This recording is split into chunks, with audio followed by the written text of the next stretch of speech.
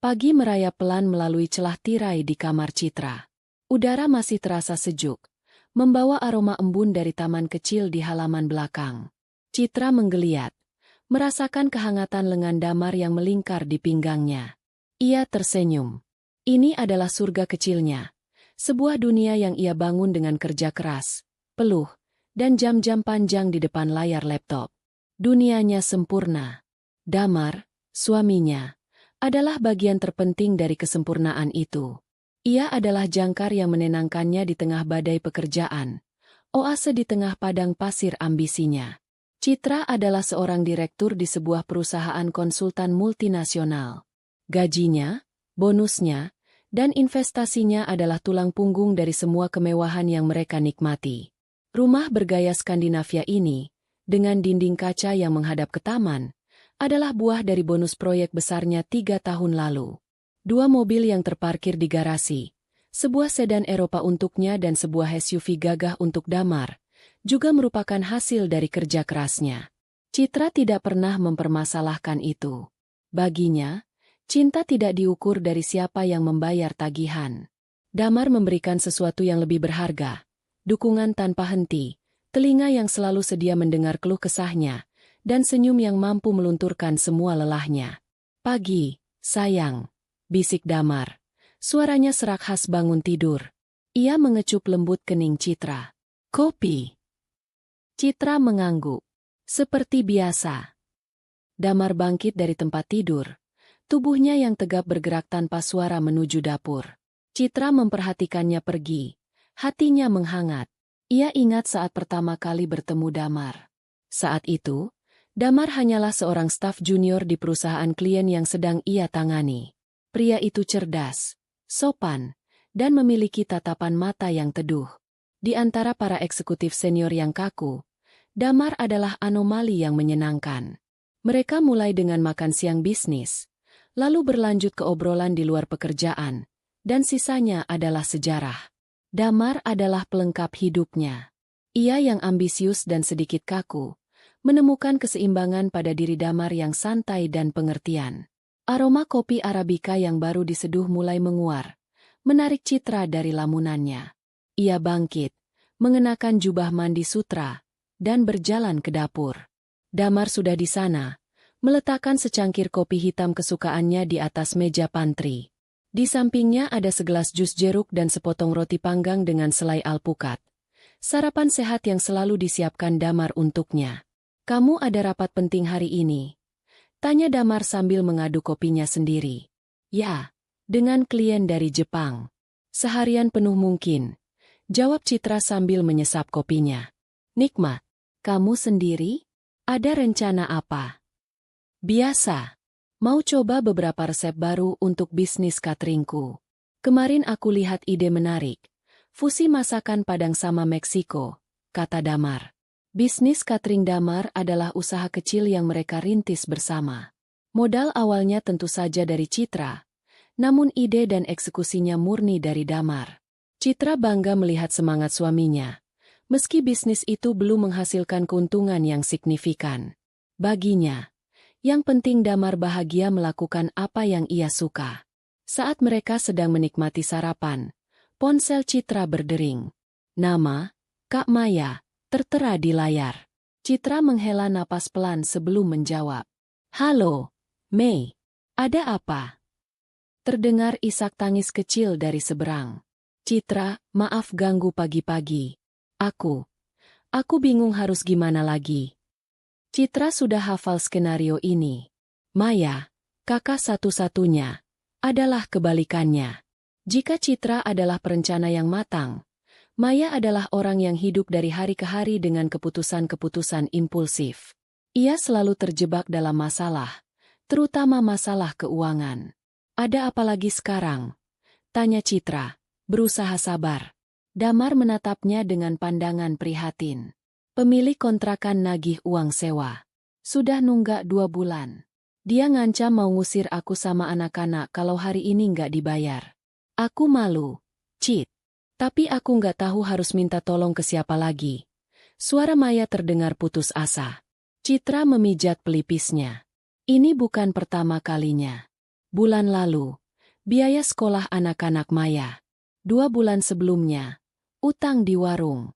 Selalu ada saja lubang yang harus ia tambal. Orang tua mereka sudah tiada, dan sebagai adik, Citra merasa bertanggung jawab. Berapa? Tanya Citra singkat. 6 juta, Cit.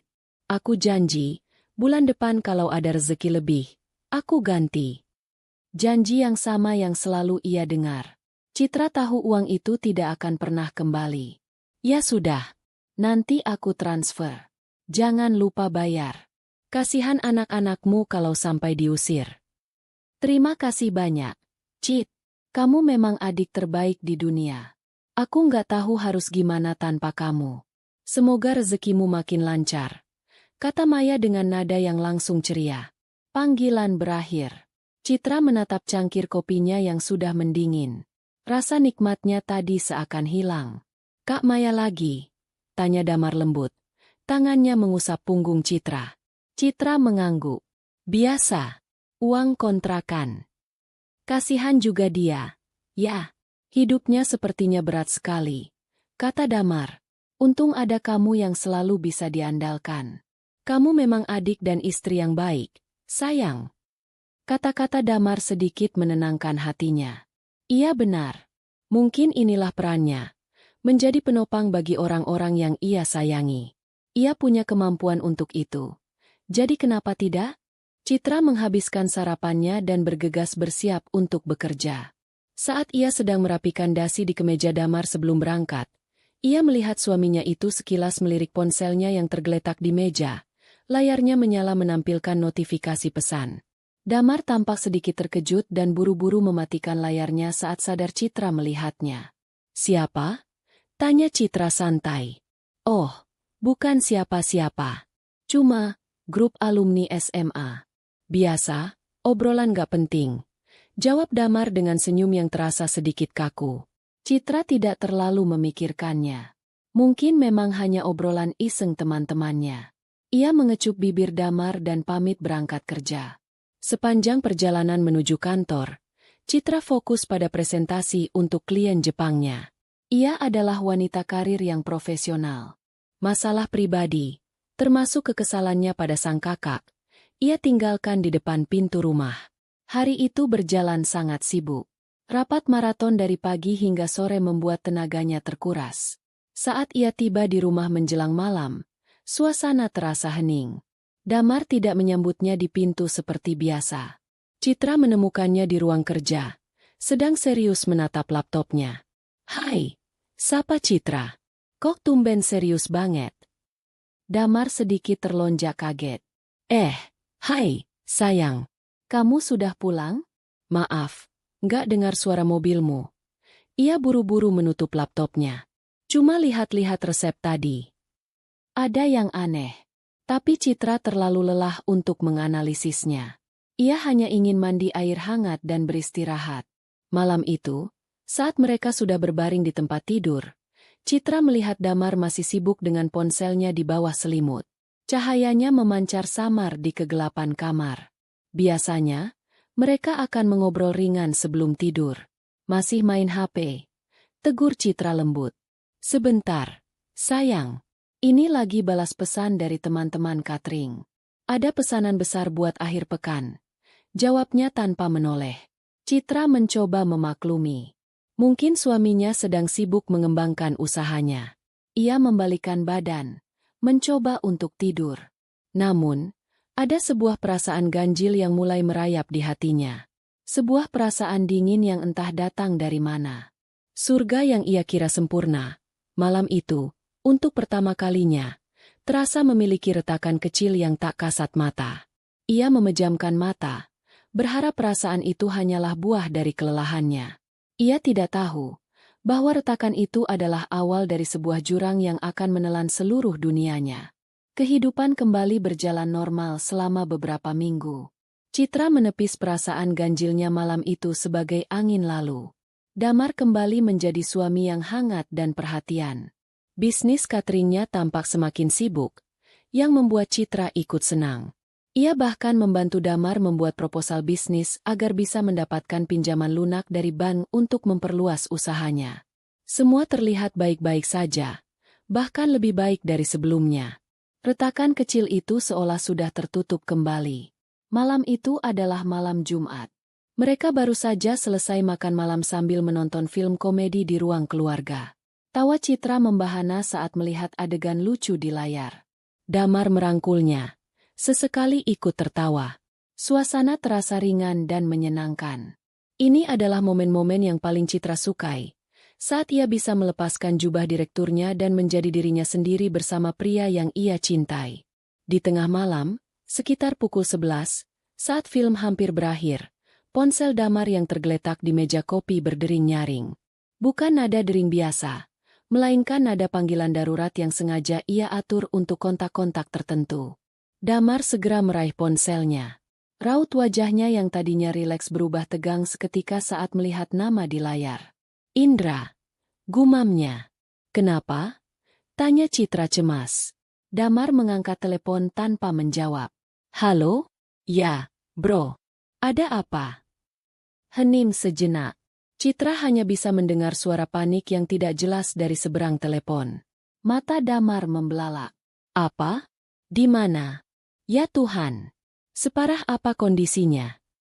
Jantung Citra mulai berdebar kencang. Ia mematikan suara televisi. Oke. Nang. Aku ke sana sekarang. Kalian di rumah sakit mana? Aku langsung berangkat. Damar menutup telepon. Wajahnya pucat pasi. Ia menatap Citra dengan pandangan kosong. Sayang, ada apa? Indra kenapa? Desak Citra sambil memegang lengan suaminya. Damar menarik napas dalam-dalam, mencoba menenangkan diri.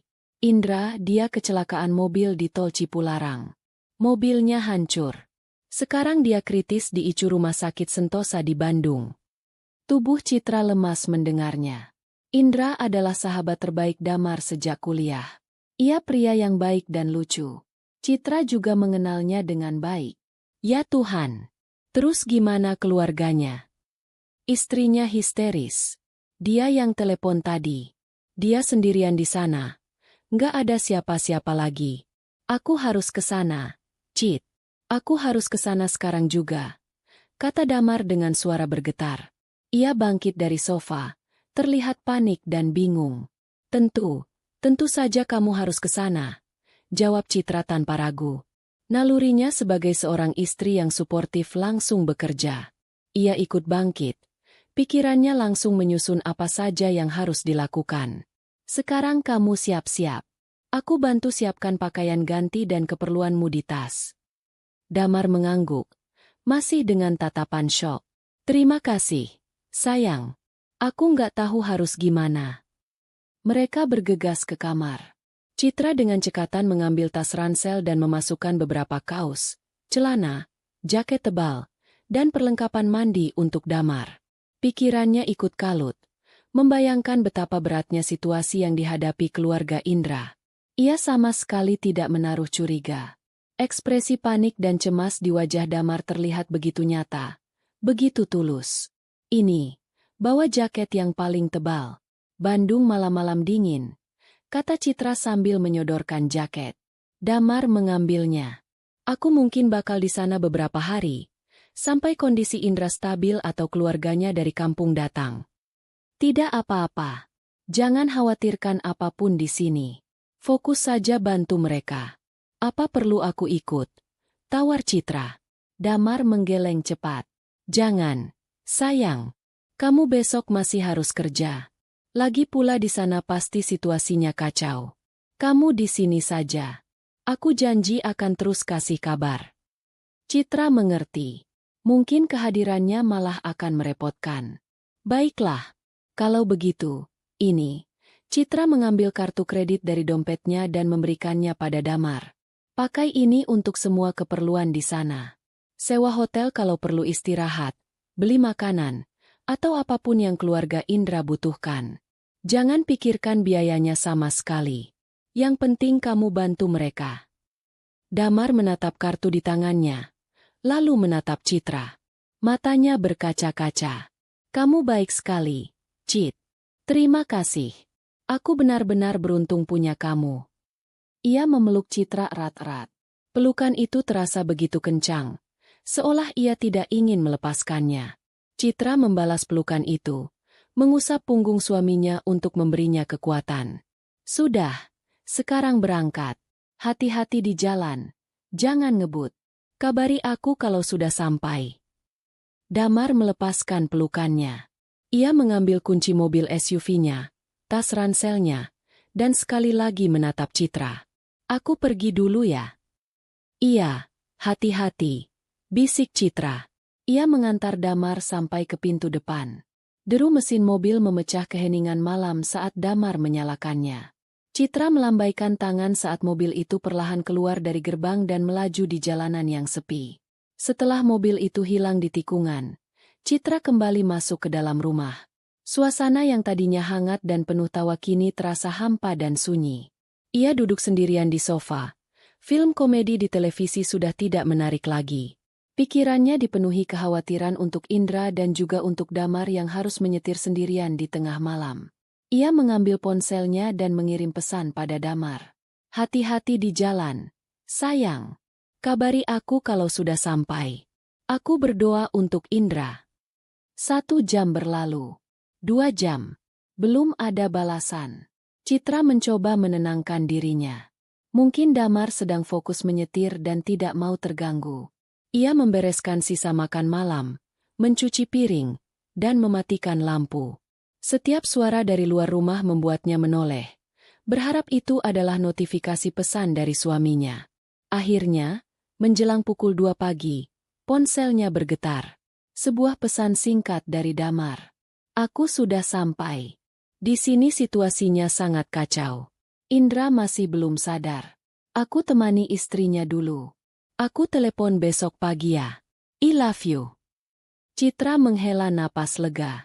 Setidaknya suaminya sudah sampai dengan selamat. Ia membalas pesan itu. Syukurlah. Tetap kuat ya. Kabari terus perkembangannya. Love you too. Malam itu, Citra tidur dengan perasaan tidak tenang. Ia memimpikan suara sirine ambulans dan lorong rumah sakit yang panjang dan remang-remang. Ia terbangun beberapa kali, memeriksa ponselnya, berharap ada kabar baru. Tapi tidak ada. Ia mencoba meyakinkan dirinya bahwa ini adalah ujian bagi persahabatan suaminya, dan perannya adalah menjadi sistem pendukung yang kuat dari jauh. Ia sama sekali tidak menyadari bahwa panggilan telepon yang mengusik tidurnya malam itu bukanlah pertanda duka bagi orang lain, melainkan awal dari sebuah duka yang akan mengoyak-ngoyak hatinya sendiri.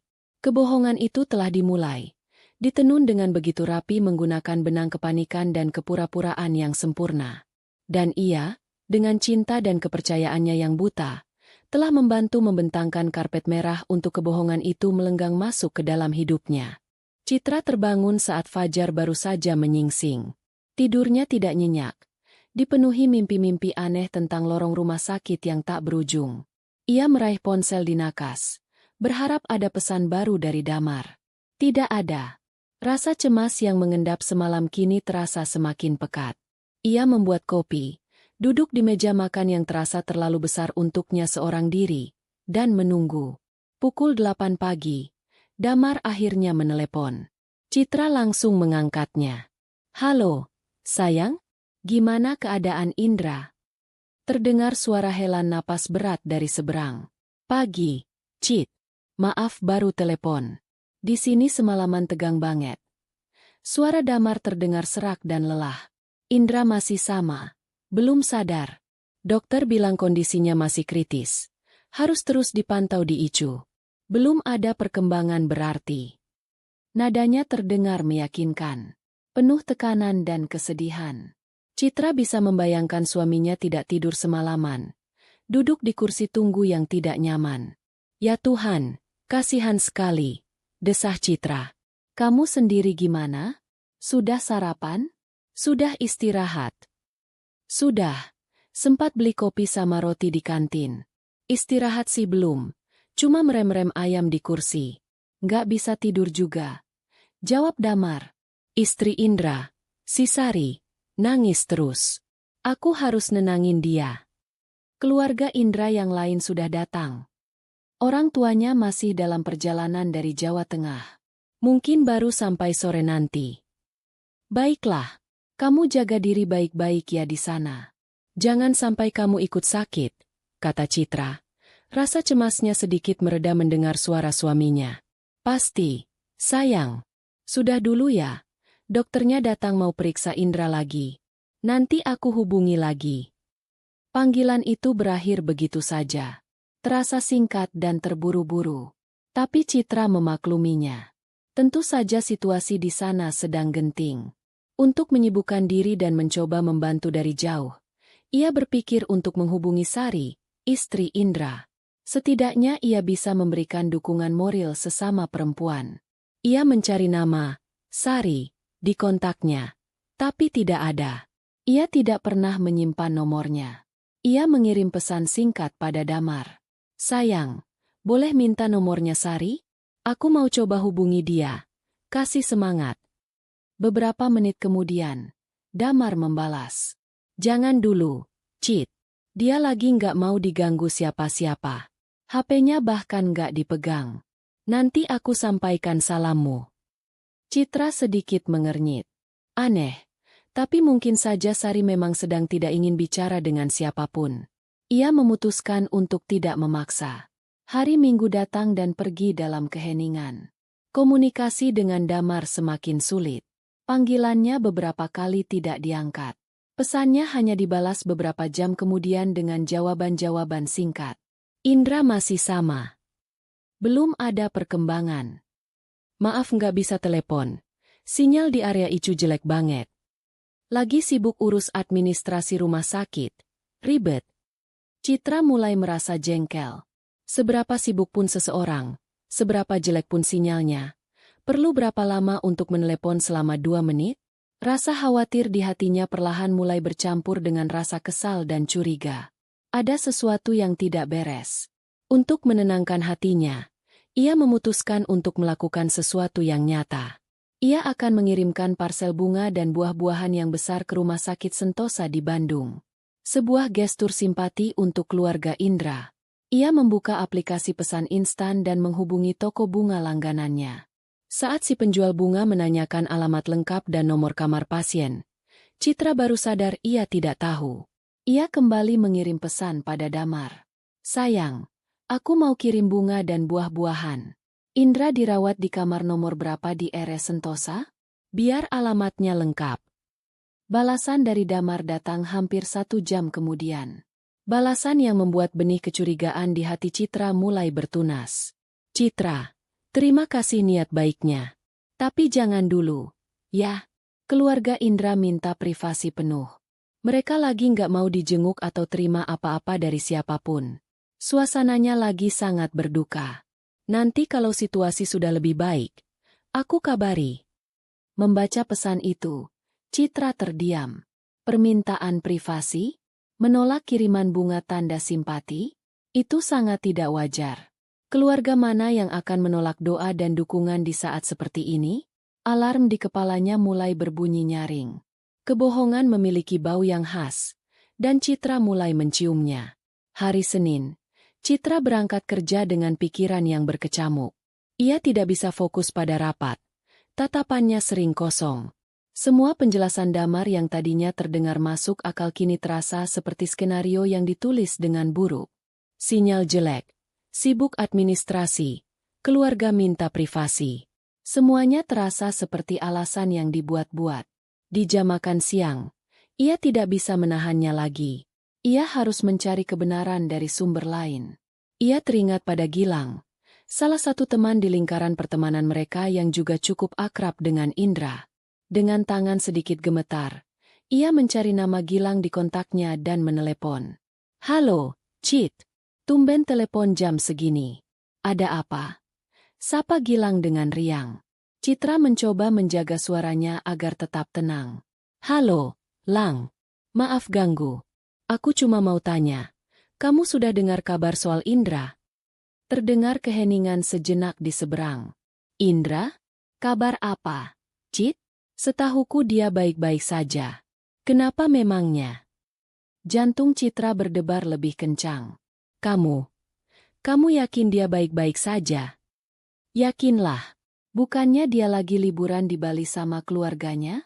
Kemarin sore dia baru posting foto lagi main di pantai. Tuh, anaknya lucu banget. Main pasir. Kenapa emangnya? Ada gosip apa nih? Tanya Gilang, masih dengan nada santai. Dunia Citra seakan berhenti berputar. Bali. Liburan? Posting foto? Posting foto? Suara Citra terdengar seperti bisikan. Iya. Di Instagram. Masa kamu nggak lihat? Coba cek deh. Wah, seru banget kelihatannya mereka, kata Gilang. Dengan tangan yang gemetar hebat, Citra membuka aplikasi Instagram. Ia mengetik nama akun Indra. Dan di sana, di bagian paling atas lini masanya, terpampang sebuah foto yang diunggah 18 jam yang lalu. Indra, dengan senyum lebar, merangkul Sari istrinya. Anak laki-laki mereka duduk di pundaknya. Di belakang mereka, matahari terbenam di sebuah pantai di Bali, melukis langit dengan warna jingga dan ungu. Keterangannya singkat, Bali Bliss Day 3. Di bawahnya, ada foto-foto lain dari 2 hari sebelumnya. Foto di kolam renang sebuah villa mewah. Foto sedang makan hidangan laut. Foto saat tiba di Bandara Ngurah Rai. Semuanya adalah bukti. Bukti nyata bahwa Indra tidak sedang terbaring kritis di ICU sebuah rumah sakit di Bandung. Ia sedang berada ratusan kilometer jauhnya, menikmati liburan bersama keluarganya, sehat walafiat. Ponsel itu terasa dingin di tangannya. Napasnya tercekat. Setiap kata yang diucapkan damar, setiap nada cemas dalam suaranya, setiap helaan napas lelahnya, semuanya adalah kebohongan. Sebuah sandiwara besar yang dimainkan dengan sangat apik. Suaminya telah membohonginya mentah-mentah. Rasa syok yang dingin menjalari seluruh tubuhnya, membuatnya kaku. Ini bukan sekadar kebohongan kecil. Ini adalah sebuah penipuan yang direncanakan. Damar tidak sedang menemani sahabatnya yang sakit. Lalu di mana dia? Pertanyaan itu bergema di kepalanya yang mendadak terasa kosong. Benih kecurigaan itu kini telah tumbuh menjadi pohon keraguan yang akarnya mencengkeram hatinya dengan begitu kuat. Citra duduk membeku di kursi kerjanya selama beberapa menit. Suara riuh rendah rekan-rekannya yang kembali dari makan siang terdengar seperti dengungan dari dunia lain. Di depan matanya, layar ponsel masih menyala, menampilkan senyum bahagia Indra dan keluarganya di Bali. Sebuah senyum yang meruntuhkan seluruh kepercayaan yang pernah ia miliki. Gelombang pertama adalah syok, yang membuatnya sulit bernapas. Gelombang kedua adalah rasa sakit yang menusuk, begitu tajam hingga ia harus menekan dadanya. Ia telah ditipu, dibodohi, dikhianati oleh pria yang tidur seranjang dengannya setiap malam. Gelombang ketiga, yang datang paling kuat, adalah kemarahan. Kemarahan yang dingin dan membara. Ia merasa seperti orang paling bodoh di dunia. Bagaimana bisa ia tidak melihatnya? Semua tanda-tanda itu ada di sana. Tapi ia terlalu sibuk mempercayai skenario palsu suaminya. Air matanya mengancam akan tumpah. Tapi ia menahannya. Ia tidak akan menangis. Tidak sekarang. Menangis berarti lemah. Dan ia menolak untuk menjadi lemah saat ini. Pikirannya, yang dilatih untuk menganalisis data dan memecahkan masalah kompleks, mulai bekerja dengan kecepatan tinggi. Ia harus tenang. Ia harus berpikir logis. Menghadapi Damar sekarang lewat telepon hanya akan memberinya kesempatan untuk mengarang kebohongan baru. Ia butuh lebih banyak bukti. Ia harus tahu di mana suaminya berada dan apa yang sebenarnya sedang ia lakukan. Fakta pertama, Damar tidak di Bandung. Fakta kedua, ia berbohong. Lalu, di mana dia? Citra menarik napas dalam-dalam. Ia mulai dari satu-satunya jejak nyata yang ia miliki, uang. Ia ingat telah memberikan kartu kreditnya pada Damar. Dengan tangan yang sudah lebih stabil, ia membuka aplikasi mobile banking di ponselnya. Ia masuk ke menu kartu kredit dan memeriksa riwayat transaksi. Jantungnya berdebar saat daftar itu muncul. Ada beberapa transaksi selama 2 hari terakhir. Sebuah pembayaran di minimarket sebesar Rp100.000. Sebuah transaksi di apotek sebesar Rp300.000. Dan satu lagi di sebuah kedai kopi seharga Rp150.000. Bukan jumlahnya yang menarik perhatian Citra, melainkan lokasinya. Aplikasi itu dengan canggih menampilkan lokasi setiap transaksi di peta. Matanya membelalak. Semua transaksi itu tidak dilakukan di Bandung. Semuanya terjadi di Jakarta. Di kota yang sama dengannya. Lebih spesifik lagi, semua lokasi itu berada di satu area yang sama, berkerumun di sekitar satu titik. Sebuah titik yang membuat darahnya serasa membeku. Rumah sakit ibu dan anak, harapan bunda. Sebuah rumah sakit bersalin. Otaknya langsung bekerja, menghubungkan titik-titik itu dengan kecepatan kilat. Sebuah kebohongan besar untuk pergi dari rumah selama beberapa hari. Lokasinya di sebuah rumah sakit bersalin. Tiba-tiba, sebuah nama lain melintas di benaknya. Kakaknya, Maya. Sudah beberapa hari ini ia tidak bisa menghubungi Maya. Teleponnya selalu mati. Langsung masuk ke kotak suara. Ini sangat tidak biasa. Semelarat apapun Maya, ia tidak pernah mematikan ponselnya. Itu adalah satu-satunya jalur hidupnya untuk meminta bantuan. Tanpa pikir panjang, Citra mencari nomor telepon tantenya, adik dari almarhumah ibunya, yang ia tahu cukup dekat dengan Maya. Halo, Tante. Apa kabar? Sapa Citra, berusaha terdengar normal. Halo, Citra. Baik. Nak, tumben telepon. Ada apa? Ini, Tante. Citra dari kemarin coba hubungi Kak Maya. Tapi kok HP-nya nggak aktif ya? Tante tahu nggak dia di mana? Terdengar jeda sesaat di ujung telepon. Tantenya terdengar sedikit gugup saat menjawab. Oh, itu. Si Maya kan lagi ada perjalanan dinas dari kantornya. Cit. Ke Surabaya katanya. Mungkin di sana sinyalnya lagi susah atau dia sibuk banget. Dinas ke Surabaya? Kebohongan itu begitu kentara hingga terasa menggelikan. Maya tidak punya pekerjaan kantoran. Ia hanya menjual pakaian secara online dari rumah. Perjalanan dinas adalah hal yang paling mustahil baginya. Dan tantenya ikut berbohong untuk melindunginya. Oh, begitu ya, Tante. Ya sudah kalau begitu. Terima kasih infonya, kata Citra dengan suara datar, lalu segera menutup telepon. Rasa pahit memenuhi mulutnya. Jadi, ini adalah sebuah konspirasi. Suaminya dan kakaknya bersekongkol di belakangnya. Mereka berdua menghilang di saat yang bersamaan, dengan alibi palsu yang saling mendukung. Dan lokasi yang ditunjuk oleh jejak kartu kredit adalah rumah sakit bersalin. Sebuah dugaan yang paling buruk dan paling menyakitkan mulai terbentuk di benaknya. Begitu mengerikan hingga ia hampir tidak sanggup memikirkannya. Tapi ia butuh satu bukti lagi. Satu bukti final yang tak terbantahkan. Ia teringat sesuatu yang hampir ia lupakan. SUV yang dibawa Damar. Beberapa tahun lalu, setelah marak kasus pencurian mobil di komplek mereka, Citra bersikeras memasang pelacak GPS canggih di kedua mobil mereka. Damar setuju saja, menganggapnya sebagai tindakan pencegahan yang cerdas. Dalam kepanikannya untuk menjalankan sandiwaranya, Damar pasti lupa total tentang alat kecil yang tersembunyi di dalam mobil itu.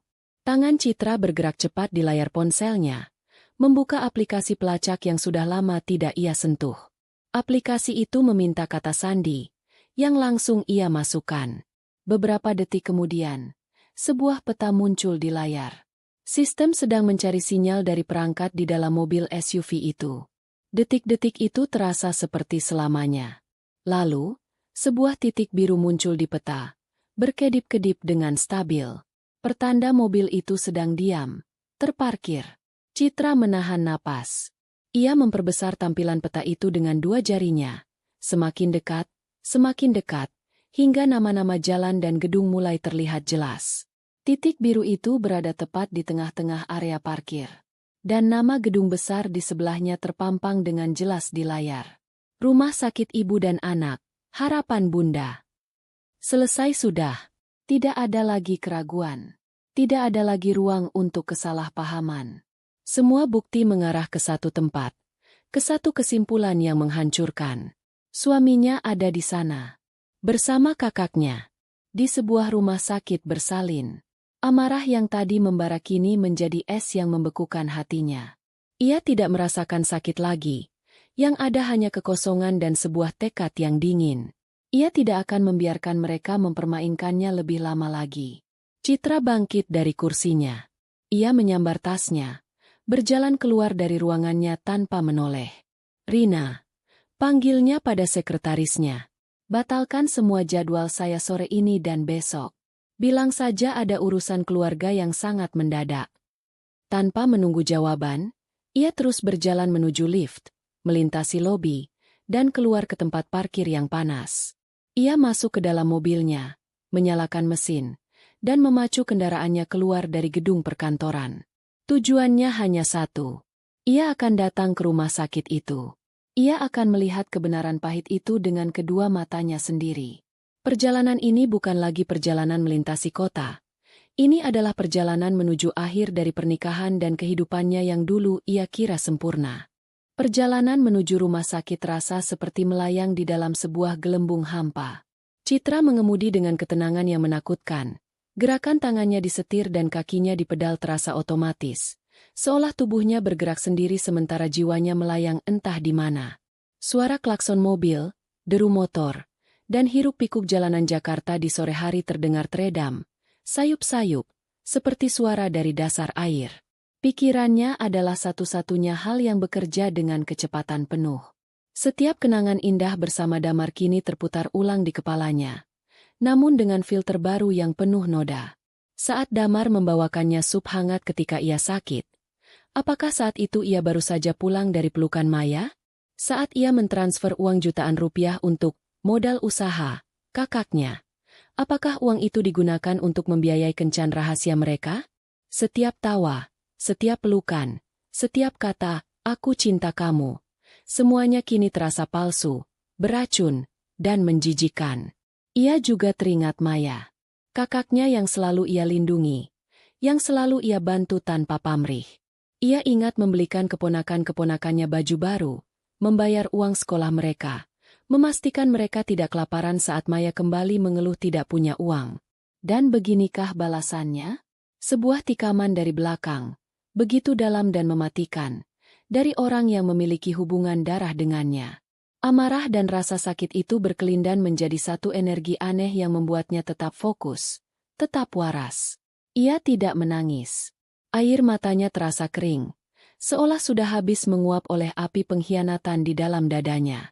Akhirnya, gerbang rumah sakit ibu dan anak, harapan bunda, tampak di depan mata. Citra membelokkan mobilnya, masuk ke area parkir yang ramai. Ia menemukan satu tempat kosong, tidak jauh dari pintu lobi.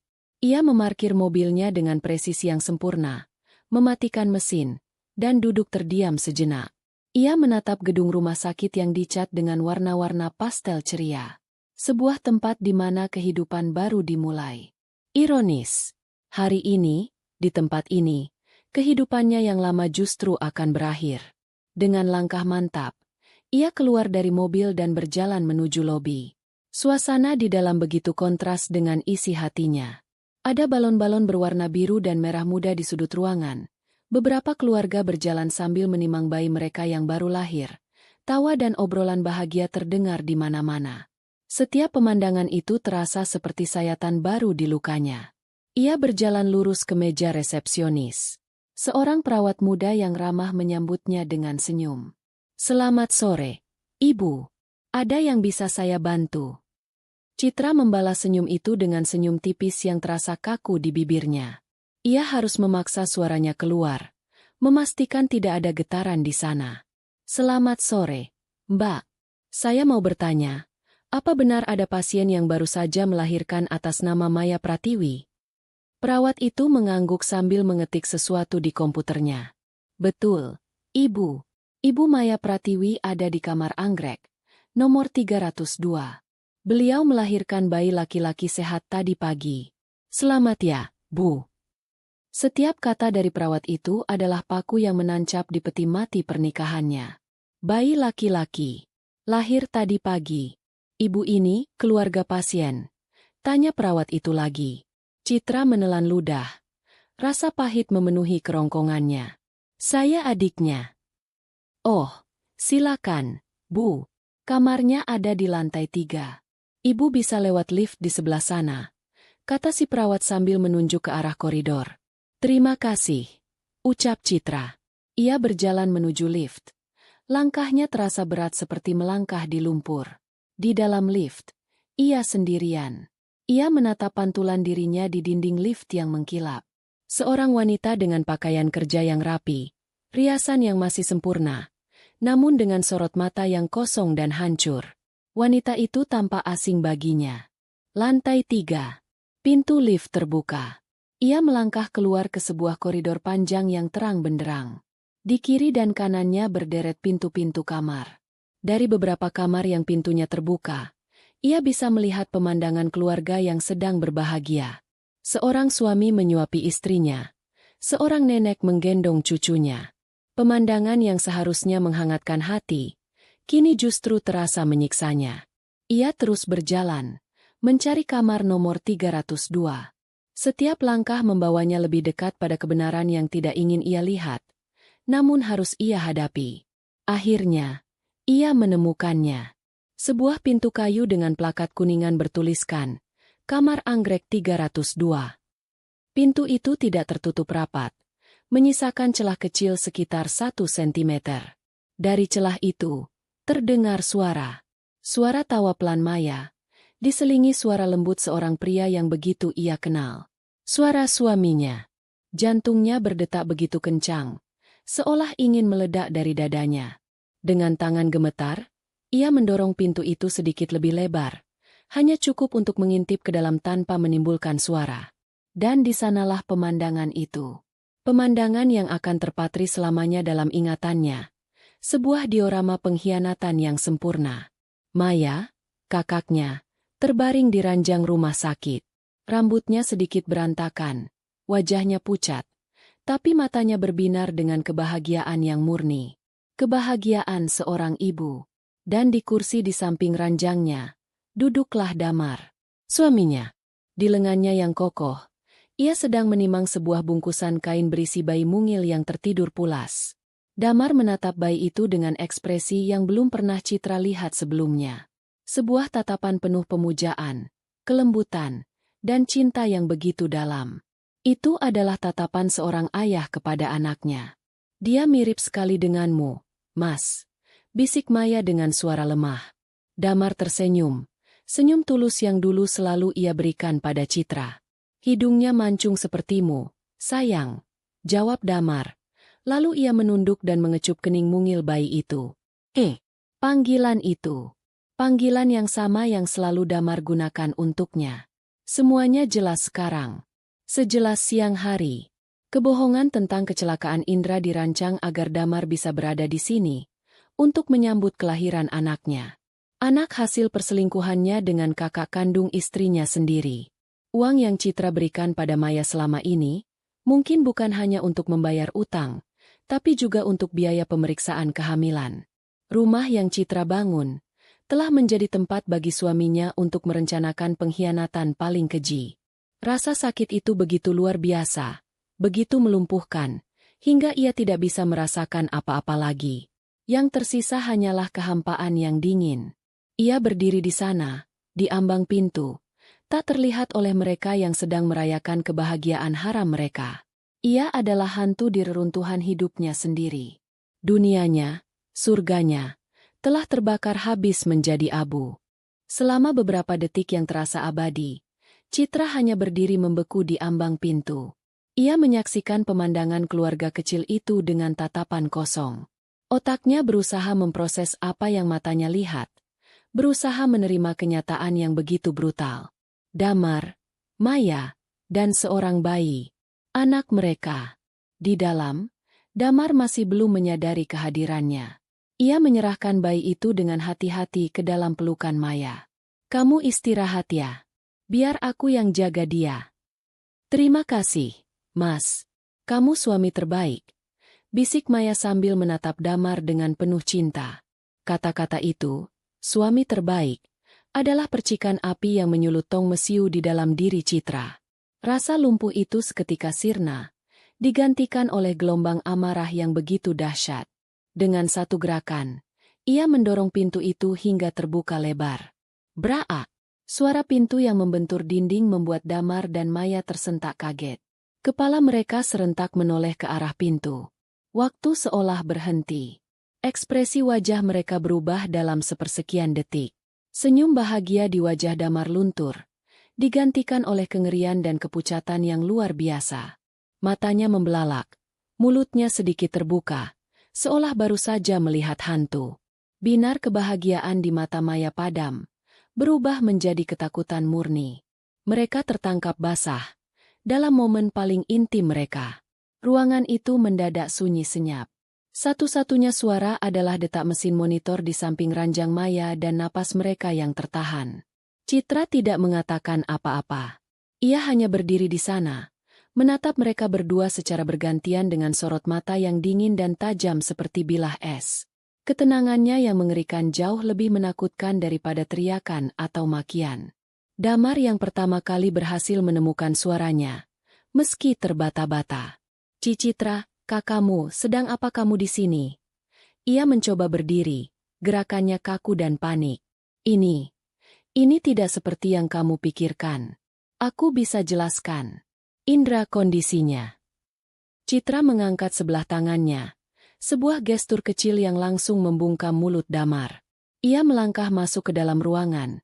Setiap langkahnya terasa berat dan penuh penekanan. Ia berhenti beberapa meter dari mereka. Indra sedang menikmati matahari terbenam di Bali bersama keluarganya. Damar, ucap Citra. Suaranya rendah, datar, dan tanpa emosi. Dia baru saja mengunggah fotonya kemarin sore. Satu kalimat fakta yang tak terbantahkan itu menghancurkan seluruh bangunan kebohongan Damar hingga tak bersisa. Wajah Damar semakin pucat. Tidak ada lagi alibi yang bisa ia gunakan. Tidak ada lagi tempat untuk bersembunyi.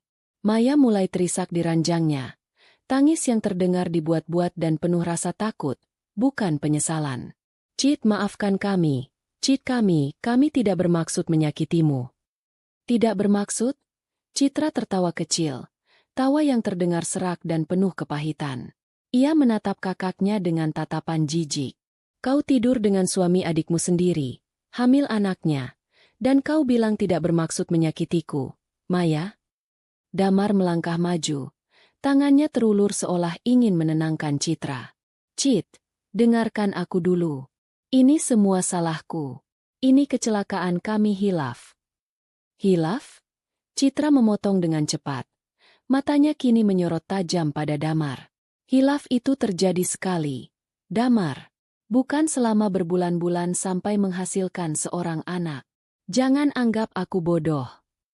Napas Citra mulai memburu. Ketenangan dinginnya mulai retak, memperlihatkan lahar amarah di bawahnya. Ia menunjuk bayi yang ada di pelukan Maya. Jawab aku. Anak siapa itu? Pertanyaan itu menggantung di udara, menuntut sebuah pengakuan final. Damar dan Maya saling berpandangan. Ketakutan. Jawab, bentak Citra. Suaranya menggema di ruangan sunyi itu. Dengan suara bergetar dan kepala tertunduk, Damar akhirnya mengaku. Dia anakku, Citra. Lalu ia menambahkan kalimat yang paling menghancurkan. Kami sudah menikah siri setahun yang lalu. Nikah siri. Jadi perselingkuhan mereka bahkan sudah dilegalkan secara diam-diam. Mereka telah membangun keluarga mereka sendiri di atas puing-puing pengkhianatan terhadapnya. Semua kepingan puzzle kini menyatu. Uang yang selalu ia berikan pada Maya, digunakan untuk membiayai pernikahan rahasia dan kehidupan ganda mereka. Semua perjalanan bisnis Damar, semua lembur yang ia lakukan, semuanya adalah kebohongan. Citra mendengarkan semua itu. Ia membiarkan setiap kata menyakitkan itu masuk dan membakar sisa-sisa hatinya. Ia melihat suaminya yang pengecut dan kakaknya yang pengkhianat. Mereka mulai menceritakan kisah mereka. Kisah cinta terlarang yang mereka anggap sebagai takdir, memohon pengertian dan maaf. Mereka bahkan tidak sadar bahwa setiap kata yang mereka ucapkan hanya membuat mereka terlihat semakin menjijikkan di mata Citra. Setelah mereka selesai dengan pembelaan diri mereka yang menyedihkan, Citra menarik napas panjang. Ia sudah mendengar cukup. Sudah saatnya badai ini berakhir. Kalian sudah selesai? Tanyanya dengan suara yang kembali tenang. Namun kali ini ketenangan itu terasa mematikan. Ia menatap Damar lekat-lekat. Dengarkan aku baik-baik. Damar. Mulai detik ini, pernikahan kita selesai. Aku akan segera mengurus surat cerai. Ia melanjutkan. Suaranya tegas dan tanpa kompromi. Rumah yang kau tinggali. Mobil yang kau kendarai. Semua pakaian mahalmu. Bahkan modal untuk bisnis cateringmu yang gagal itu. Semua itu berasal dariku. Semua itu atas namaku. Dan aku akan mengambilnya kembali. Semuanya. Sampai tidak ada satu sen pun yang tersisa untukmu. Mata Damar terbelalak ngeri. Ia tidak menyangka Citra akan setegas ini. Cit, jangan begitu, pikirkan lagi. Citra mengabaikannya. Tatapannya beralih pada Maya, yang masih menangis terseduh-seduh sambil memeluk bayinya. Dan kamu, desis Citra dengan penuh kebencian. Jangan pernah sebut namaku lagi. Jangan pernah muncul di hadapanku lagi. Mulai hari ini, aku tidak punya kakak. Kau sudah mati bagiku. Setelah mengucapkan kalimat terakhirnya, Citra membalikkan badan. Ia tidak mau melihat wajah mereka lagi. Ia tidak mau mendengar permohonan mereka lagi. Semuanya sudah selesai. Citra! Tunggu! Citra! Panggilan putus asa Damar terdengar dari belakang. Ia tidak menoleh. Ia terus berjalan, keluar dari kamar neraka itu, menyusuri koridor yang terasa sesak, menuju lift. Saat pintu lift tertutup, memisahkannya dari mereka, barulah ia membiarkan tubuhnya bersandar lemas di dinding. Ia tidak menangis. Yang ia rasakan adalah kelegaan yang aneh. Badai itu telah ia hadapi. Dan ia selamat. Ia melangkah keluar dari rumah sakit, meninggalkan gedung penuh kebahagiaan palsu itu di belakangnya. Langit senja berwarna kelabu, sama seperti hatinya. Tapi di tengah kekelabuannya, ada satu titik api yang menyala, tekad. Mereka telah mengambil kebahagiaannya. Sekarang, ia akan mengambil kembali semua miliknya. Pembalasan baru saja dimulai. Malam setelah konfrontasi itu tidak dihabiskan Citra di rumah yang sudah terasa asing. Ia mengemudi tanpa tujuan sebelum akhirnya berhenti di depan sebuah hotel bintang 5 di pusat kota. Ia butuh ruang netral, sebuah tempat yang tidak terkontaminasi oleh kenangan atau kebohongan. Di dalam kamar yang mewah dan impersonal itu, ia tidak tidur. Ia duduk di dekat jendela, memandangi lampu kota yang berkelip seperti bintang-bintang buatan, dan ia mulai menyusun rencana. Amarahnya telah mengkristal menjadi sebuah tujuan yang jernih, mengambil kembali semua yang menjadi haknya, tanpa sisa. Pagi harinya, telepon pertamanya bukan untuk keluarga atau sahabat. Ia menghubungi Santi Wijoyo, seorang pengacara perceraian yang namanya terkenal di kalangan ekspatriat dan kelas atas Jakarta. Ia dikenal sebagai wanita yang dingin, efisien, dan tidak kenal ampun di ruang sidang. Citra pernah bertemu dengannya sekali di sebuah acara networking. Ia menyimpan nomor itu untuk jaga-jaga, sebuah tindakan preventif yang tidak pernah ia sangka akan ia butuhkan. Mereka bertemu siang itu di kantor Santi yang minimalis dan elegan. Citra datang sendirian, membawa sebuah map berisi dokumen. Ia menceritakan semuanya. Bukan dengan air mata atau drama, melainkan dengan ketenangan seorang direktur yang sedang memaparkan sebuah studi kasus. Ia jelaskan tentang pernikahan siri itu, tentang bayi yang baru lahir, tentang struktur finansial rumah tangga mereka. Ia tunjukkan bukti-bukti yang sudah ia kumpulkan, tangkapan layar media sosial Indra, riwayat transaksi kartu kredit yang menunjukkan lokasi rumah sakit bersalin, dan yang paling penting, salinan sertifikat rumah, BPKB mobil, dan laporan investasi yang semuanya terdaftar atas namanya. Santi mendengarkan dengan saksama, sesekali membuat catatan. Ia menatap Citra dengan sorot mata yang tajam, seolah mengukur kekuatan wanita di hadapannya. Anda sangat siap, Bu Citra, komentarnya. Ada nada kekaguman dalam suaranya. Ini akan membuat pekerjaan saya jauh lebih mudah. Pengacara itu kemudian menjelaskan posisi hukumnya. Karena sebagian besar aset adalah harta bawaan Citra sebelum menikah, dan aset yang dibeli selama pernikahan menggunakan dana pribadinya serta terdaftar atas namanya, posisi Damar sangatlah lemah. Pernikahan sirinya dengan Maya justru menjadi bukti perselingkuhan dan niat buruk yang akan memperkuat kasus Citra. Kita akan bergerak cepat dan tegas, kata Santi. Langkah pertama adalah memutus semua akses finansialnya. Setelah itu, kita kirimkan somasi untuk pengosongan aset. Kita buat dia tidak punya ruang untuk bernapas atau berpikir. Citra mengangguk. Lakukan apapun yang perlu dilakukan. Keluar dari kantor pengacara, Citra merasa beban di pundaknya sedikit terangkat. Ia telah menyerahkan pertempuran ini pada ahlinya. Sekarang giliran dia melakukan tugasnya. Tujuan pertamanya adalah bank. Di sana, ia dengan tenang menutup rekening gabungan mereka, memindahkan seluruh isinya ke rekening pribadinya. Ia juga memblokir semua kartu kredit tambahan atas nama Damar. Keran uang telah resmi ditutup. Sementara itu, tim dari kantor Santi bergerak cepat. Sebuah surat somasi resmi dikirimkan melalui kurir ke alamat rumah sakit, ditujukan kepada Damar. Surat itu juga ditembuskan ke alamat rumah mereka. Isinya singkat, padat, dan kejam, menuntut Damar untuk segera mengosongi rumah beserta seluruh isinya yang merupakan milik sah Citra selambat-lambatnya 3 kali 24 jam. Di sisi lain kota, Damar dan Maya baru saja keluar dari rumah sakit. Mereka membawa bayi mereka dengan perasaan campur aduk antara kebahagiaan dan ketakutan yang mencekam. Rencana awal mereka adalah membawa bayi itu pulang. Lalu Damar akan memohon-mohon pada Citra, mencoba memperbaiki keadaan. Damar masih naif, berpikir bahwa Citra, yang selama ini selalu pemaaf dan pengertian, pada akhirnya akan luluh. Saat mobil SUV yang ia kendarai tiba di depan gerbang komplek, kartu aksesnya ditolak. Setelah mencoba beberapa kali, Satpam menghampirinya. "Maaf, Pak Damar. Ibu Citra tadi pagi telepon. Katanya kartu akses Bapak sudah dinonaktifkan." Wajah Damar pucat. Ia terpaksa memarkir mobil di luar komplek dan berjalan kaki menuju rumahnya. Di depan pintu, mimpi buruknya berlanjut. Kuncinya tidak bisa masuk ke lubang. Kuncinya sudah diganti. Panik. Ia mengeluarkan ponselnya dan menelepon Citra. Setelah beberapa nada sambung, Citra menjawab. "Halo." Suaranya terdengar dingin dan jauh. "Citra, apa-apaan ini? Kenapa kartu aksesku diblokir? Kenapa kunci rumah diganti?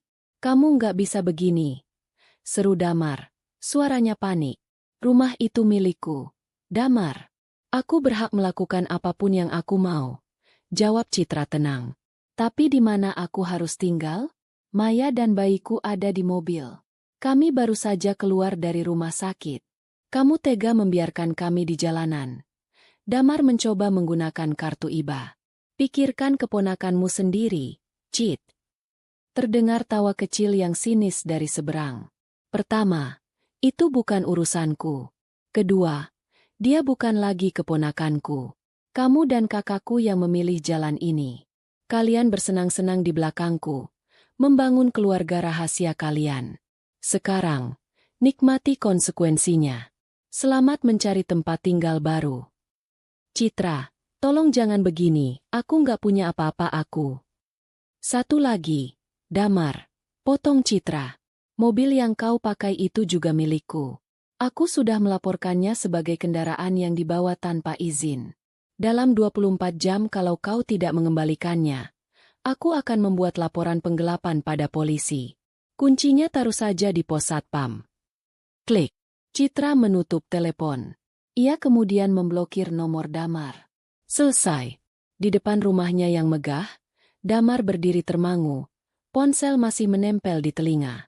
Ia hancur. Dalam waktu kurang dari sehari, ia telah kehilangan segalanya. Istri yang mencintainya, rumah yang nyaman, mobil yang gagah, dan akses ke kehidupan mewah. Semua lenyap. Ia menoleh ke arah jalan, di mana Maya menunggu di dalam mobil bersama bayi mereka. Bayi yang seharusnya menjadi simbol kebahagiaan, kini terasa seperti beban pertama dari kehidupan barunya yang sengsara. Kembali di kamar hotelnya, setelah adrenalinnya surut, Citra merasakan dinding pertahanannya runtuh. Ia telah memenangkan pertempuran pertama. Ia telah menunjukkan kekuatannya. Tapi di balik semua itu, hatinya hancur berkeping-keping. Sendirian di ruangan yang sunyi itu, ia akhirnya membiarkan dirinya menangis. Ia menangis bukan untuk Damar atau Maya. Ia menangis untuk dirinya sendiri. Untuk tahun-tahun yang ia sia-siakan. Untuk kepercayaan yang ia berikan pada orang yang salah. Untuk cinta tulusnya yang dibalas dengan pengkhianatan paling busuk. Itu adalah tangisan duka, tangisan pelepasan, yang membersihkan sisa-sisa masa lalunya, membuka jalan untuk halaman baru yang masih kosong. Beberapa minggu berlalu seperti dalam kabut. Proses perceraian berjalan lancar di bawah kendali Santi yang efisien. Damar, tanpa sumber daya finansial dan pengacara yang sepadan, tidak bisa berbuat banyak. Ia hanya bisa pasrah menandatangani semua surat yang disodorkan kepadanya. Citra membuat keputusan besar pertamanya untuk memulai hidup baru. Ia menjual rumah itu. Terlalu banyak kenangan pahit yang menempel di setiap dindingnya. Agen properti yang ia sewa berhasil menjualnya dengan cepat. Dengan sebagian uang itu, ia membeli sebuah apartemen penthouse di gedung pencakar langit yang menghadap ke jantung kota. Tempat itu modern, elegan, dan yang terpenting, tidak ada jejak Damar di sana. Ini adalah istananya, bentengnya. Ia tidak membiarkan dirinya larut dalam kesedihan. Ia menyibukkan diri dengan hal-hal yang selama ini ia abaikan. Ia kembali menekuni pekerjaannya dengan semangat yang berlipat ganda, memukau dewan direksi dengan ide-ide briliannya. Di luar jam kerja, ia mendaftar di sebuah studio yoga di dekat apartemennya. Gerakan-gerakan yang menuntut fokus itu membantunya menenangkan pikiran yang kacau. Ia juga mulai menghubungi kembali teman-teman lamanya, sahabat-sahabat dari masa kuliah yang sempat terabaikan karena ia terlalu fokus pada pernikahannya. Mereka menyambutnya kembali dengan tangan terbuka, mengajaknya makan malam, menonton film, atau sekadar mengobrol sambil minum kopi. Mereka tidak banyak bertanya tentang perceraiannya. Mereka hanya ada di sana untuknya, memberinya ruang untuk tertawa lagi. Perlahan tapi pasti, Citra mulai menemukan kembali dirinya yang dulu, wanita yang kuat, mandiri, dan ceria, yang sempat hilang di bawah bayang-bayang seorang suami pengkhianat. Tentu saja, ada malam-malam di mana rasa sepi itu datang menyergap. Saat ia melihat pasangan lain tertawa di restoran, atau saat sebuah lagu cinta yang pernah menjadi lagu mereka diputar di radio. Ada rasa sakit yang menusuk, sebuah pengingat akan luka yang masih basah. Tapi Citra belajar untuk tidak melawannya. Ia membiarkan rasa sakit itu datang, merasakannya, lalu melepaskannya. Ia tahu, penyembuhan adalah sebuah proses. Sementara Citra sedang menata kembali hidupnya di atas fondasi yang baru, di sudut lain kota yang kumuh dan padat, Damar dan Maya sedang merasakan bagaimana rasanya hidup di atas puing-puing. Setelah diusir, dengan uang yang tersisa di dompet, Damar hanya mampu menyewa sebuah kamar kontrakan petak yang sempit dan pengap di sebuah gang becek. Dindingnya lembab, catnya mengelupas, dan hanya ada satu jendela kecil yang menghadap ke tembok tetangga. Jauh berbeda dari rumah mewah dengan taman hijau yang dulu mereka tinggali. Kehidupan mereka berubah 180 derajat. Kemesraan dan cinta yang dulu mereka banggakan saat menjalani hubungan rahasia, kini menguap tanpa sisa di tengah panasnya kamar kontrakan dan bau popok bayi. Bayi yang baru lahir itu sering menangis karena kepanasan. Suaranya yang melengking seolah menjadi musik latar dari penderitaan mereka. Damar, yang terbiasa hidup enak, harus menelan harga dirinya dalam-dalam. Bisnis cateringnya bangkrut seketika tanpa modal dari Citra. Ia terpaksa menjual beberapa barang pribadi yang tersisa untuk membeli susu dan kebutuhan bayi. Setiap hari ia berkeliling mencari pekerjaan apa saja.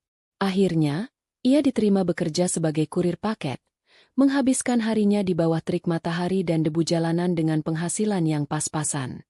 Maya, yang terbiasa dimanjakan dan selalu mendapat apa yang ia inginkan dari adiknya, kini harus menghadapi kenyataan pahit.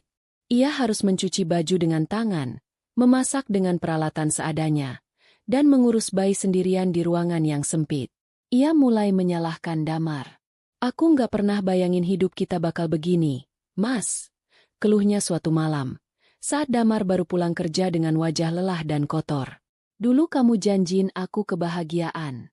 Tapi lihat sekarang, kita hidup lebih buruk dari pengemis." Damar yang sudah lelah fisik dan mental, langsung tersulut emosinya. Lalu kamu mau aku bagaimana lagi? Aku sudah kerja banting tulang seharian. Apa kamu pikir mudah cari uang? Ini semua juga karena kamu yang terus mendesakku untuk meninggalkan Citra. Balasnya dengan suara tinggi. Aku. Jadi sekarang kamu salahin aku? Kalau saja kamu lebih pintar dan punya rencana cadangan, kita nggak akan sengsara begini. Pertengkaran seperti itu menjadi menu harian mereka. Cinta mereka yang terlarang ternyata tidak cukup kuat untuk menahan beban kemiskinan dan kenyataan.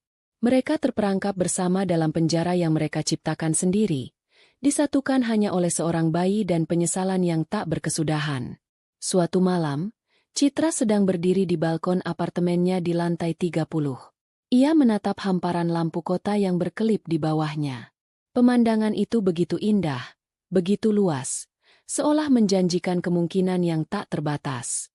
Ia menyesap teh hangatnya, merasakan kedamaian yang sudah lama tidak ia rasakan. Ia merasa bebas dan memegang kendali penuh atas hidupnya. Di saat yang bersamaan, puluhan kilometer darinya, di sebuah gang gelap, Damar duduk di bangku kayu di depan kontrakannya. Ia menghisap sebatang rokok kretek murah. Asapnya mengepul ke udara malam yang lembab. Dari dalam, terdengar suara tangisan bayinya yang tiada henti, beradu dengan omelan Maya yang menyalahkan nasib. Damar menatap kosong ke dinding di hadapannya. Tidak ada harapan, tidak ada masa depan. Yang ada hanya penyesalan pekat dan jalan buntu. Dua orang yang berangkat dari titik pengkhianatan yang sama, kini telah sampai di dua tujuan akhir yang sangat berbeda. Hampir setahun telah berlalu sejak badai itu menerjang hidupnya. Citra tidak lagi menghitung hari. Ia telah berhasil melewati fase tergelapnya. Apartemen barunya telah menjadi sebuah rumah, sebuah sangkar emas yang nyaman di langit Jakarta, tempat ia membangun kembali dirinya keping demi keping.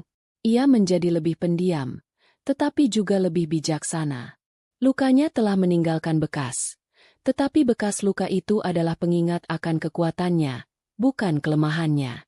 Suatu Sabtu siang yang cerah, didorong oleh kebosanan, Citra memutuskan untuk menjelajahi sebuah area di Jakarta Selatan yang jarang ia kunjungi. Sebuah kawasan yang lebih tenang, dipenuhi galeri-galeri seni kecil, toko buku independen, dan pohon-pohon rindang yang menaungi jalanan. Saat sedang berjalan kaki tanpa tujuan, sebuah aroma masakan yang begitu sedap dan menggugah selera menghentikan langkahnya. Aroma itu berasal dari sebuah restoran kecil yang terhimpit di antara dua butik. Papannya terbuat dari kayu sederhana dengan tulisan tangan, "Kedai Rasa". Tempatnya tampak sepi. Dari luar, ia hanya bisa melihat satu meja yang terisi oleh sepasang mahasiswa. Ada keraguan di hatinya, tetapi perutnya yang lapar dan hidungnya yang dimanjakan oleh aroma itu memenangkan perdebatan. Ia melangkah masuk. Interiornya terasa hangat dan bersahaja. Dinding bata ekspos, meja-meja kayu solid, dan beberapa tanaman hias di sudut ruangan. Terasa personal, tetapi juga sedikit berantakan. Menunya ditulis tangan di sebuah papan tulis kapur besar di belakang kasir. Menunya sederhana, berisi masakan-masakan Indonesia yang familiar, namun dengan beberapa deskripsi yang menarik. Citra memesan nasi campur Bali dan es teh sereh. Saat pesanannya datang, Citra tertegun sejenak. Penyajiannya indah, ditata dengan apik di atas piring tanah liat. Dan rasanya jauh melampaui ekspektasinya. Sate lilitnya kaya akan rempah. Ayam betutunya empuk dan meresap sempurna. Sambal matahnya segar dengan irisan bawang dan cabai yang pas. Setiap suapan adalah ledakan rasa yang harmonis. Ini bukan sekadar makanan. Ini adalah sebuah karya seni. Ini adalah masakan yang dibuat dengan cinta dan gairah. Citra makan dengan perlahan, menikmati setiap gigitannya. Ia heran, bagaimana bisa restoran dengan makanan selezat ini begitu sepi? Tak lama kemudian, seorang pria keluar dari dapur. Ia mengenakan kaos hitam polos dan celemek yang sedikit ternoda. Rambutnya agak gondrong dan ikal. Wajahnya dihiasi brewok tipis. Ia tidak serapi atau semodis Damar, tetapi ada aura ketulusan dan kerja keras yang memancar darinya. Ia menghampiri meja Citra dengan sedikit canggung. "Selamat siang, Mbak." Bagaimana makanannya? Tanyanya. Suaranya terdengar ramah dan sedikit berat. Ini luar biasa, jawab Citra jujur, sambil tersenyum. Ini adalah nasi Bali terenak yang pernah saya makan di Jakarta. Serius? Bumbu Anda sangat berani dan seimbang. Wajah pria itu langsung cerah.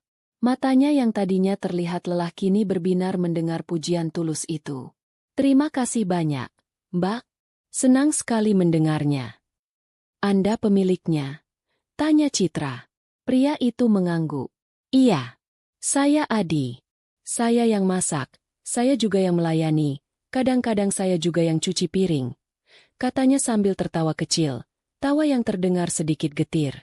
Kalau boleh jujur, Mas Adi, kata Citra, memberanikan diri. Saya heran kenapa tempat ini sepi. Makanannya kualitas bintang 5. Senyum Adi sedikit memudar. Ia menghela napas. Itulah masalahnya, Mbak. Saya bisa memasak, tapi saya tidak tahu apa-apa soal bisnis, promosi, manajemen, media sosial. Saya buta soal itu semua. Tempat ini adalah impian saya, dibangun dari seluruh tabungan keluarga. Tapi sepertinya, dalam beberapa bulan ke depan, impian ini harus berakhir. Ada keputusasaan dalam suaranya yang menyentuh sesuatu di dalam diri Citra. Ia melihat seorang pria dengan talenta luar biasa yang akan gagal bukan karena kualitas produknya, melainkan karena strategi yang salah. Naluri bisnisnya, yang selama ini ia gunakan untuk membesarkan perusahaan orang lain, tiba-tiba berteriak. Ini adalah sebuah potensi yang terbuang sia-sia. Sebuah ide gila melintas di kepalanya. Sebuah impuls yang datang dari tempat yang tidak ia duga. Bagaimana kalau saya bantu? Kata-kata itu keluar begitu saja dari mulutnya. Adi menatapnya dengan bingung. Bantu? Bantu bagaimana? Saya punya sedikit pengalaman dalam strategi bisnis dan pemasaran, kata Citra, merendah. Saya lihat potensi yang sangat besar di sini. Produk Anda juara. Yang kurang hanya kemasan dan cara menjualnya. Saya bisa bantu Anda membuat rencana bisnis, membangun brand, mengelola media sosial. Kita bisa buat kedai rasa ini jadi besar. Adi terdiam, menatap Citra dengan tatapan tak percaya. Ia melihat seorang wanita elegan, cerdas, yang terlihat seperti datang dari dunia yang sama sekali berbeda darinya. Kenapa? Kenapa Mbak mau bantu saya? Kita kan baru kenal. Citra tersenyum tipis. Anggap saja saya tidak suka melihat hal-hal hebat berakhir sia-sia. Dan saya sedang butuh proyek baru untuk menyibukkan pikiran saya. Mereka berbicara lebih lama. Adi menceritakan tentang resep-resep warisan neneknya, tentang mimpinya untuk melestarikan kuliner Nusantara. Citra mendengarkan dengan penuh minat. Ia merasakan gairah yang tulus dari setiap kata yang diucapkan Adi. Ini sangat berbeda dari ambisi kosong damar yang hanya didasari oleh keinginan untuk tampil hebat.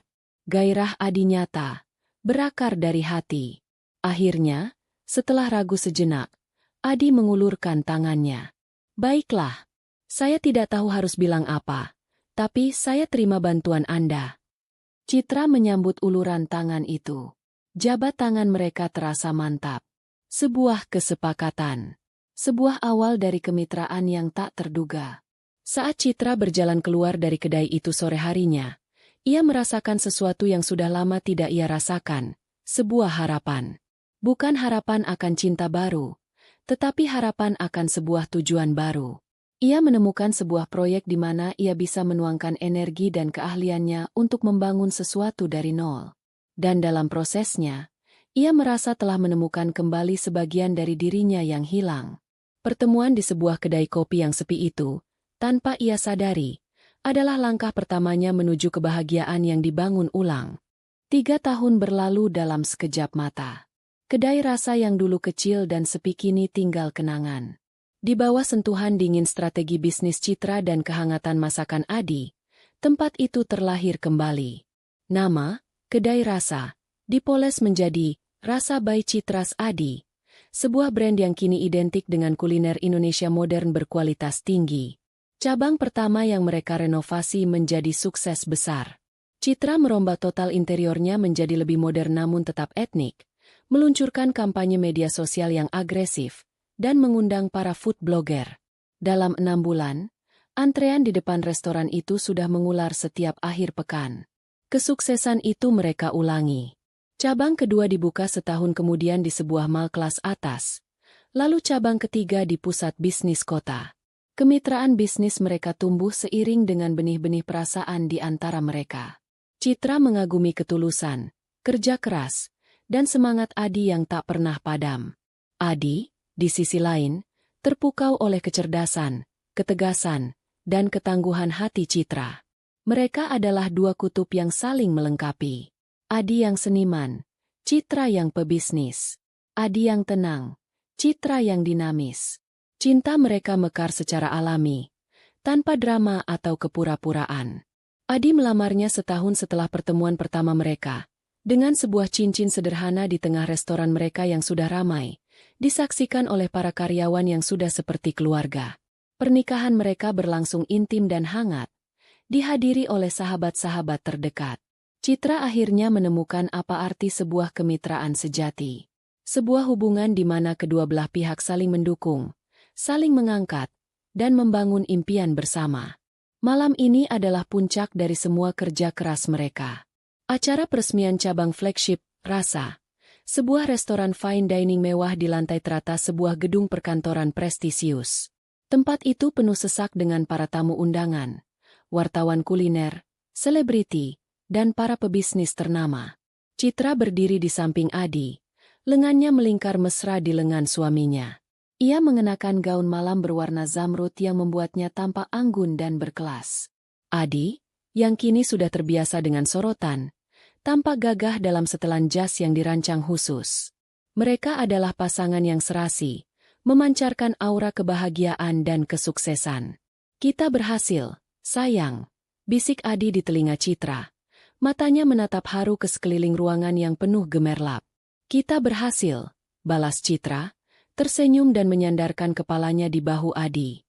Saat itulah, secara kebetulan, pandangannya tertuju ke jendela besar yang menampilkan pemandangan kota. Dari ketinggian, ia bisa melihat jalanan di bawah yang ramai. Dan di antara keramaian itu, matanya menangkap dua sosok yang familiar. Di seberang jalan, di bawah cahaya lampu jalan yang redup, berdirilah Damar dan Maya.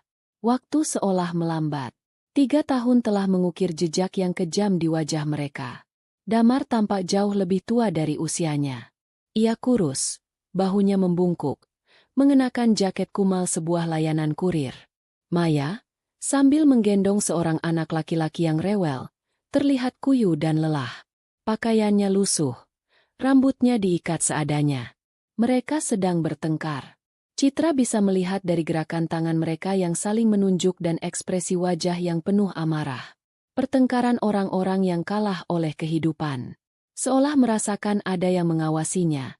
Damar mendongak. Matanya menyapu gedung megah di hadapannya. Dan entah bagaimana, pandangannya terkunci pada sosok Citra yang berdiri di balik jendela kaca. Ia membeku. Mulutnya sedikit ternganga. Di matanya, Citra bisa melihat segalanya. Keterkejutan, rasa tidak percaya, rasa malu yang membakar, dan yang paling jelas, penyesalan. Penyesalan yang begitu dalam dan menyakitkan. Ia melihat Citra, wanita yang dulu ia sia-siakan, kini berdiri di puncak dunia, bersinar lebih terang dari sebelumnya, di samping pria lain. Ia melihat semua yang telah ia buang, semua yang seharusnya bisa menjadi miliknya. Citra menahan tatapan itu selama beberapa detik. Tidak ada lagi amarah di hatinya. Tidak ada lagi dendam. Yang ada hanyalah perasaan kasihan yang dingin dan jauh.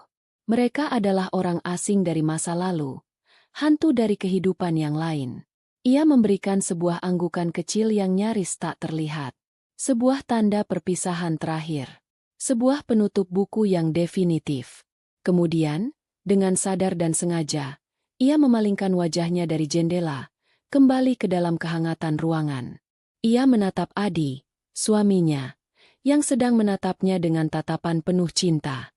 "Kenapa, sayang?" tanya Adi lembut. Citra tersenyum, Senyumnya begitu tulus dan damai. Tidak apa-apa. Hanya melihat masa lalu sekilas. Ia mengangkat gelas sampanyenya. Untuk masa depan kita. Adi tersenyum.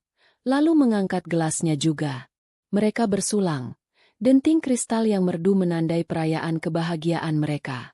Citra tidak menoleh ke jendela itu lagi. Ia telah meninggalkan puing-puing masa lalunya di luar sana. Di jalanan yang dingin dan gelap. Di sini, di dalam, di sisinya, adalah masa kini dan masa depannya yang cerah dan penuh rasa. Ia telah benar-benar bahagia. 5 tahun setelah malam peresmian yang gemerlap itu, kehidupan telah menemukan ritmenya yang tenang dan indah.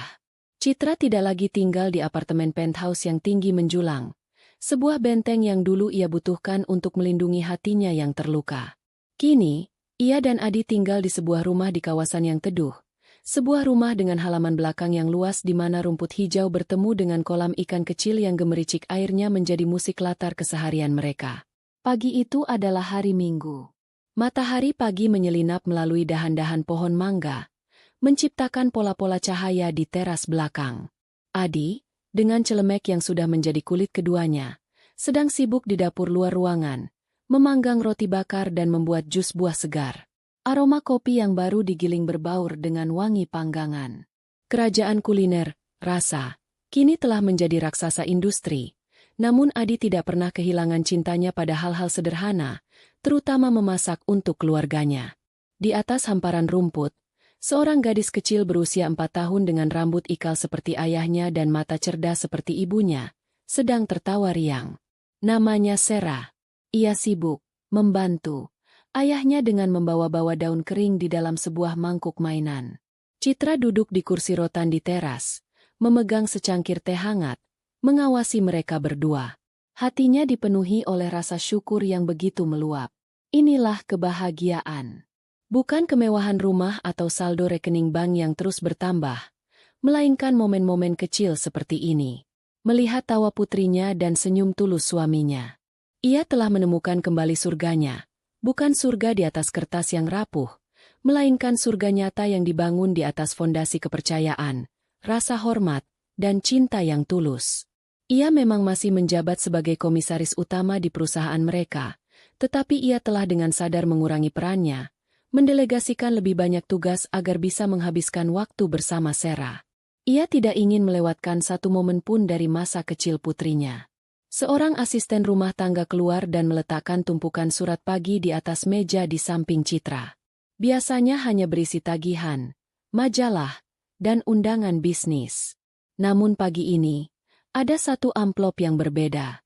Amplop berwarna coklat kusam, dengan tulisan tangan yang berantakan dan begitu familiar. Tidak ada alamat pengirim, hanya cap pos dari sebuah kota kecil di pinggiran Jawa Barat. Jantung Citra berdebar sedikit lebih cepat. Ia mengenali tulisan tangan itu. Tulisan tangan Maya. Selama hampir 8 tahun, ia tidak pernah mendengar kabar apapun dari kakak atau mantan suaminya. Setelah malam ia melihat mereka bertengkar di seberang jalan, mereka seolah lenyap di telan bumi. Dan Citra tidak pernah mencoba mencari tahu. Ia telah menutup buku itu rapat-rapat. Adi, yang melihat perubahan di raut wajah istrinya, berjalan menghampirinya. Ada apa, sayang? Citra menunjukkan amplop itu. Dari Maya. Adi tidak terkejut. Ia hanya meletakkan tangannya yang hangat di bahu Citra. Apapun isinya, kamu tidak harus membacanya kalau tidak mau. Dan kalaupun kamu membacanya, ingat, kita hadapi bersama. Dukungan suaminya memberinya kekuatan. Rasa penasarannya bukan lagi rasa penasaran yang menyakitkan, melainkan sebuah kebutuhan untuk memastikan bahwa bab itu benar-benar telah selesai.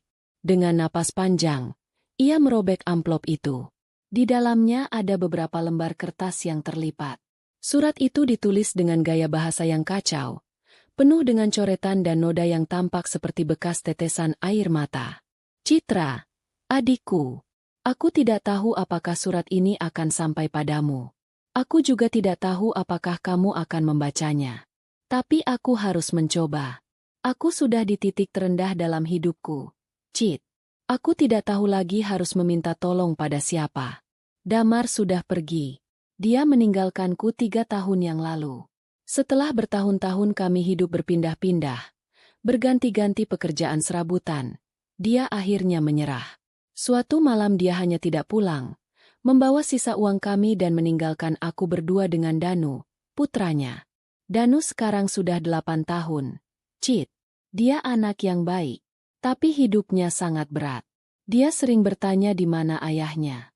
Dia sering melihat teman-temannya punya mainan bagus, dan aku tidak bisa membelikannya bahkan yang paling murah sekalipun. Hatiku sakit setiap kali melihat tatapan matanya. Aku sendiri sakit-sakitan. Aku tidak bisa bekerja berat lagi. Utang kami menumpuk di mana-mana.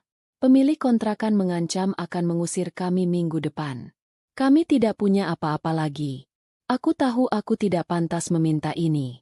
Aku tahu kesalahanku padamu begitu besar, tidak termaafkan. Setiap malam aku dihantui oleh rasa bersalah. Aku telah menghancurkan hidupmu, dan sebagai balasannya, Tuhan menghancurkan hidupku. Aku menerimanya. Ini karmaku. Tapi aku mohon padamu, Cit, bukan untukku, tapi untuk Danu. Dia tidak bersalah. Dia keponakanmu. Tolong, bantu kami. Sedikit saja, cukup untuk kami bisa makan dan punya tempat tinggal. Hanya kamu satu-satunya harapanku, Cit. Aku mohon, atas nama darah yang sama yang mengalir di tubuh kita, atas nama almarhum ibu dan ayah, maafkan aku. Citra selesai membaca. Ia melipat kembali surat itu dengan perlahan. Tidak ada amarah yang tersisa di hatinya. Tidak ada lagi kebencian. Yang ada hanyalah kehampaan dan rasa kasihan yang dingin. Surat itu bukan surat penyesalan yang tulus, melainkan sebuah puncak dari manipulasi yang telah menjadi sifat kakaknya. Ia menggunakan nama anak yang tidak berdosa dan kenangan orang tua mereka untuk memancing belas kasihan. Jadi? Tanya Adi lembut. Citra menatap suaminya. Lalu pada Sera yang kini berlari ke arahnya dan memeluk kakinya. Ia mengangkat putrinya ke pangkuannya, mencium aroma rambutnya yang wangi. Ini adalah dunianya sekarang. Ini adalah kebahagiaannya. Dan kebahagiaan ini terlalu berharga untuk diganggu oleh hantu-hantu dari masa lalu. Ia tidak berutang apapun pada mereka. Utang mereka adalah pada diri mereka sendiri. Tanpa berkata apa-apa, Citra bangkit. Ia berjalan ke perapian di ruang keluarga yang jarang dinyalakan. Dengan sebuah pemantik, ia menyalakan api kecil. Ia menatap surat di tangannya untuk terakhir kali. Sebuah surat dari dunia lain, dari kehidupan yang lain. Lalu, ia melepaskannya ke dalam api.